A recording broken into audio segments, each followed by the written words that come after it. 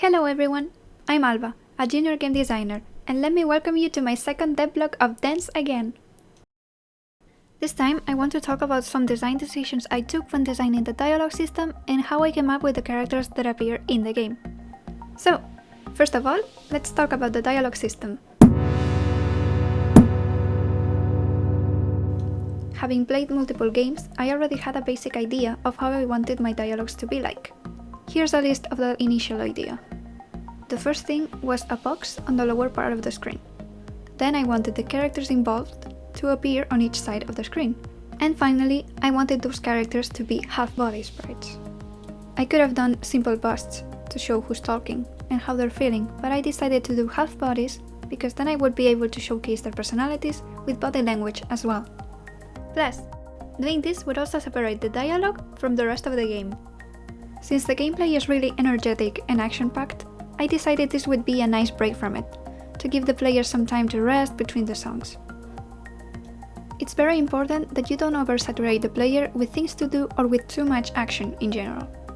In fact, this happens with all forms of media.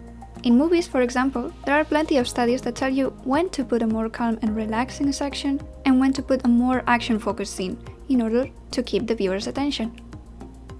The same happens with games. And obviously, there are some exceptions to this, and some games are really focused on one specific type of gameplay. But even then, the game provides you with different levels of difficulty inside the same challenge section. Because of this, and since I knew that my game will be centered around rhythm mechanics and nothing else, I decided that in order to break the action-packed sections, I would include the dialogues and make them clearly separated from the rest of the game. But what else is there to say about the dialogue system?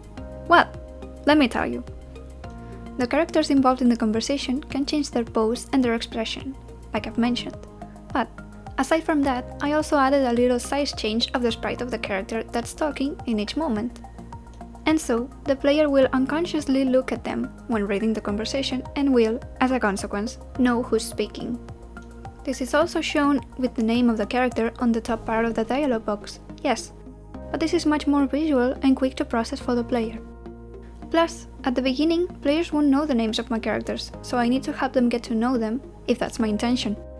Which reminds me, let me tell you about my characters. Or rather, how I designed them, the parameters that I used to decide how they would be, basically. Well, the most obvious one is that they all needed to be dancers. I have limited resources, so I cannot add more characters that are irrelevant to the game to add more flavor or make the world seem more realistic. But, to be honest, in this case that might not be a problem, because who goes to a dance studio if not people who dance? Right? Plus, making them all dancers that go to the same dance studio forms a connection between them, and it gives me an excuse to make them playable in the future if I so desire. Next, I made sure to put a lot of emphasis on why they dance. This alone would give me a base for their personalities, how they portrayed themselves, and even how they dance, in what they focused on. To be able to do this properly, I created a list of reasons why people dance, and then I designed each character based on one or two of those motivations. Let's see an example, shall we? The two characters I have right now are very different from each other. On one hand, we have Clara, an extroverted woman who is very confident and loves to exercise. She has a lot of energy, and so she uses dancing as an output for that. Aside from this, her motivation also includes being fit and having fun. On the other hand, we have Ethan, a somewhat shy man who is a bit self-conscious about his rather young-looking face and small body. His motivation for dancing is to express himself and to gain confidence. While dancing, his shyness goes away and he appears to be completely in control, catching everyone's eyes. He focuses on appearing attractive with subtle yet powerful moves. Now, you can get some of this information just by looking at them, right? First impressions when seeing a character are very important. They can give you so much information, even if it's subtle or subconscious, and we want that information to be correct for the player. Unless we want to surprise the player in some way, but it's usually recommended that you give a hint or two about the surprise anyway, just so it doesn't disappoint or frustrate the player. This is the reason why I chose these initial poses. Clara is warming up, which indicates that A. She's ready to dance, to jump right into the action. B. She takes exercising seriously and doesn't want to get injured. And C. She likely enjoys dancing a lot, since she just can't wait to start. Ethan, however, has his hands in front of him, sort of protecting himself, which indicates that A. He's probably somewhat shy. He's closing himself from the outside world with his body language. B. He also seems a bit self-conscious. Notice how he's slightly balanced on his back, kinda stepping back from where he's standing. However, on C, we can also see that he might want to join in anyway, because of his facial expressions. With Ethan, I'll probably make a few sprites where his more confident side is visible too. I want the player to see him like that and cheer him on his quest to gain more confidence.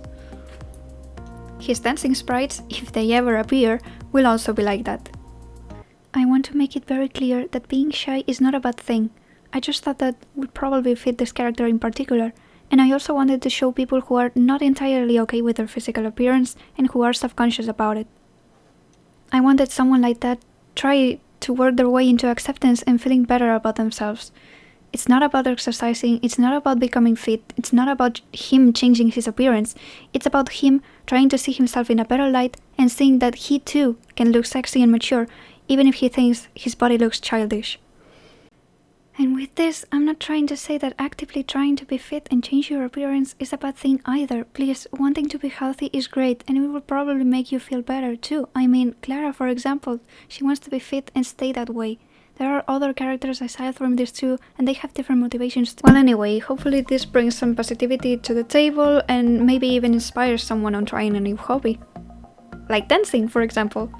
Oh, if you decide to try it, please tell me why. It will help me in creating the rest of the characters, so thanks in advance. And going back to game dev stuff, let's see... Most of the things I worked on lately were behind the scenes stuff, so there's not much I can show you now.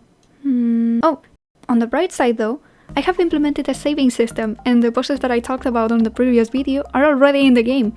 There's only one thing left to do with the poses, and that is to try to figure out how to program them while the player is moving the character. I was thinking about dividing the character in two halves. The superior half would do the pose, and the lower one would do the walking, basically. We'll see how it works. I'll let you know on the next video. Or you can follow me on Twitter and Instagram for more frequent and smaller updates. Haha, I did the thing. But anyway, I added some animations and I changed the art style of the player sprites. I think this looks better. It has a rounder shape and it's smaller, which makes the characters look cuter, doesn't it? I'm also really proud of the idol animation. She's adorable. So, well, the only thing left to do is to make it follow the rhythm of the music. And also make the proper animations, of course, because these are just tests. However, I'm really happy with them, so I think I'm on the right track. What do you think though? Tell me your thoughts about the new style in the comments below. Also, I will make a small build for playtesting very soon. I would love for you to play it and tell me what you think about it.